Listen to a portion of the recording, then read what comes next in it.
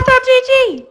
Being someone who's played a lot of UT 2004, this is not the same shock rifle from that game. The Void Cannonball. Is that what we call it? The Void Ball? What do we call this thing?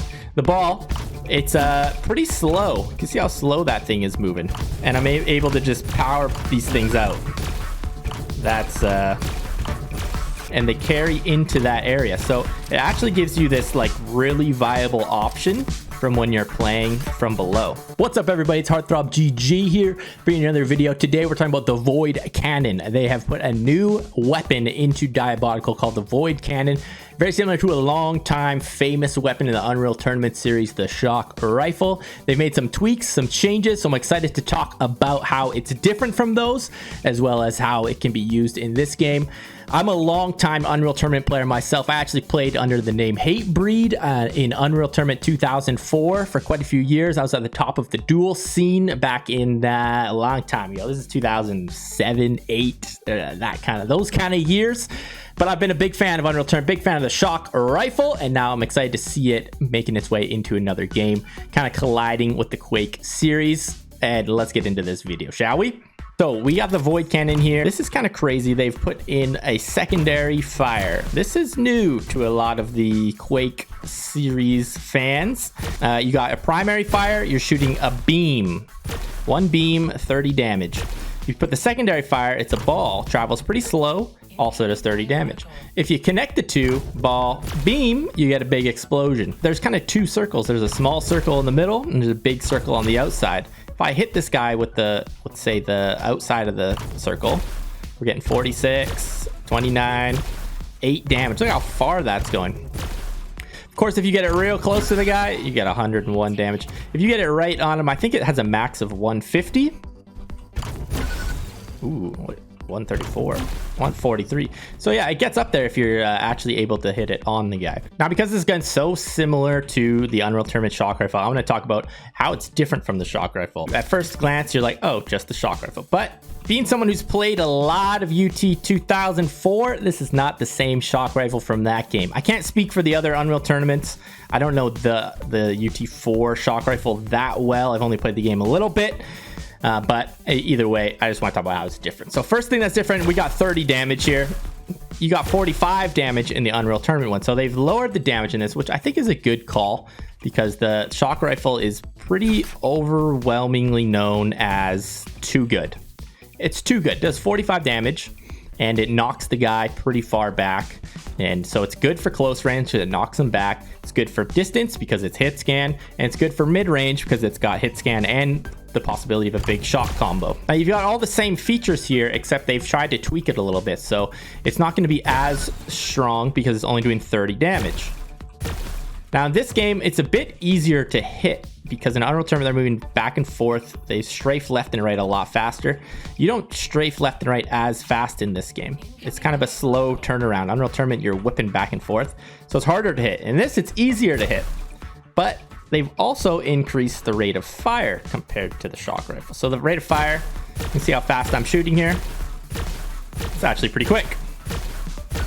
Quite a bit faster, but it's going to take more skill to line up every single shot. So I'm not actually too sure what's the trade-off going to be like there. Is that going to be a good trade, a bad trade? We'll see. Now, I mentioned the knockback not being quite the same. It seems like it's a lot lower in this. As I shoot someone, say I shoot this guy, he gets knocked back. Yes, it's decent.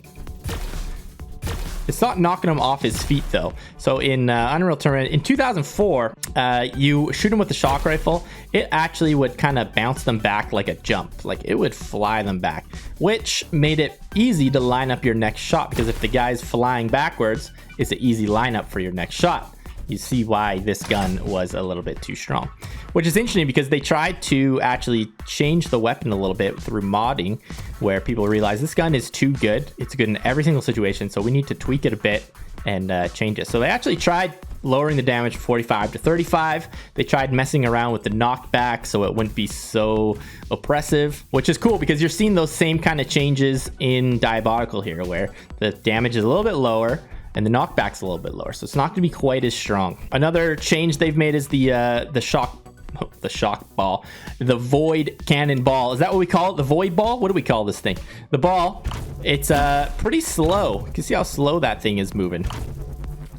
So if I'm gonna hit a long range combo, that takes a long time to get to that guy, right? So, which is interesting because I'm finding as I'm playing in a warm-up and testing this gun out on people, I'm finding that the shock combos, they're not very useful at mid-range or long range, but close range, they're absolutely devastating because you can spam it really quick. See how fast you're able to connect that right there.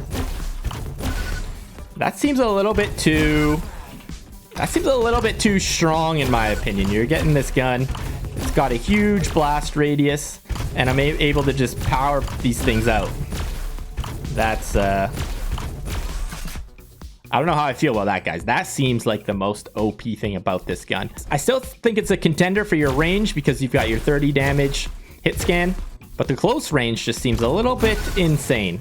Kill myself. That's how good it is up close. So all those changes actually make for a kind of unpredictable outcome. What's going to happen with this weapon? We're not too sure because, like I said, it's been shifted in so many ways. So it has less knockback, making it worse at close range, but the combos are very fast close range, which means it's better at close range. So you got a trade-off there. You're going to be going for combos up close rather than going for just straight up beams. From a distance, I like that we have another option. We had the pincer, now we have another weapon that can be used when you're too far from your shaft. So from a distance, you're getting these 30 damage beams. It shoots relatively fast. So if you can hit a lot of those, I think you're actually gonna be able to pick someone down pretty fast. Again, the shift for Unreal Tournament, you're gonna be firing faster for lower damage. Is that a good thing or a bad thing? We'll only find out when people start using it, playing games, duels. We see how it works in the competitive scene. I think the actual strongest thing about this weapon, which you don't notice right away, and it's gonna really shift the gameplay the most, is not just how it fights on the ground, close range distance, but actually how it feels from below. Normally when you're below, say someone is up here or up here and they're shooting down at me and they're shooting with rockets, or they're shooting and I'm trying to maybe pincer them back, I can shaft, but the shaft doesn't do much and I don't have a good opportunity to hit them with rockets. So now we actually have a really good option from down below, because typically when someone's up top here, what they're going to be doing is they're going to be doing this. They're going to pop out, and they're going to try to spam. So what they're doing is they're trying to lead your movement. You're down here and their movement is only in one line. So I can move in all directions. They can only move, they're going to pop out somewhere along here. So the shock combos are so strong from below because they go over the clip and they carry into that area. So it actually gives you this like really viable option from when you're playing from below. Or before, when you have the low ground in a scenario like that, like you're pretty screwed. But now you can shoot up, you got lots of combos, you can actually fight someone from down here, which totally shifts the game up, because before, you know, everything inside us says high ground wins everything, low ground is trash. But now low ground's got a viable option. Oh, this is a better scenario. You can see how I'm actually hitting these guys now. That guy's up there and I can, even if I can't see him, I can hit him over the wall. I'm killing this guy. What's going on? The void cannon, everybody. Here it is. It's hard to know right away whether this is going to be a better option than, say, the shaft, right? If you're at your mid-range kind of level and I can be shooting the guy like this, my damage output's pretty decent. The shaft does some damage, but it'll be interesting to see how it plays. Let's say someone's rushing you with rockets. Is the void cannon going to have enough knockback on it? But one last thing, and that's I've noticed a pretty big note here, is that it has a no sound being made. Right, if you're walking around with your pincer out, everyone can hear you. Walking around with your shaft out, everyone can hear you. Now you have a mid-range, long-range weapon with no sound being made, which is pretty strong. I mean, you're only talking about 30 damage if you surprise someone from that far.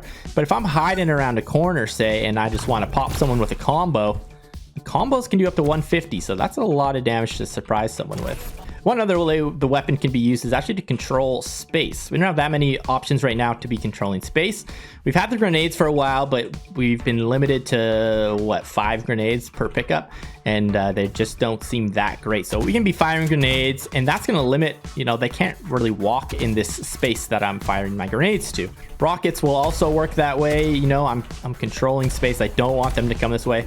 But the way the void cannon can be used, we'll see if people actually start to use it this way. But if you're at a distance, and if I fire, say, a void ball over here, even if I keep shooting, they can't really go, they shouldn't go that direction. Otherwise, they're gonna get hit by a combo potentially.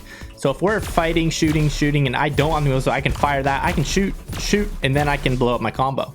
So we'll see if people will actually start to use it. They travel quite slow. Unreal Tournament, you could spam these a bit more and control a lot of space. In this game, look how tiny they get when they're far away. So that might cause people to not to use this tactic too much, as well as you know, it's so slow that the guy can just jump past it by the time you actually shoot the combo. But hey, we'll see how all these things come into play when we get some actual competitive duels, some competitive team play, and how is this weapon going to be used the best. I'm excited to see it. Hey, that's my first impressions of the Void Cannon. I hope you enjoyed the video. I'm excited to see this new gun in the game. It's going to really shift up how things play. Again, this is just me and my Unreal Tournament 2004 experience of the shot cannon comparing to the Void Cannon. If you got more thoughts, let me know. I love to discuss this weapon with you. All right, let me know in the comments what you think, and I'll see you guys later.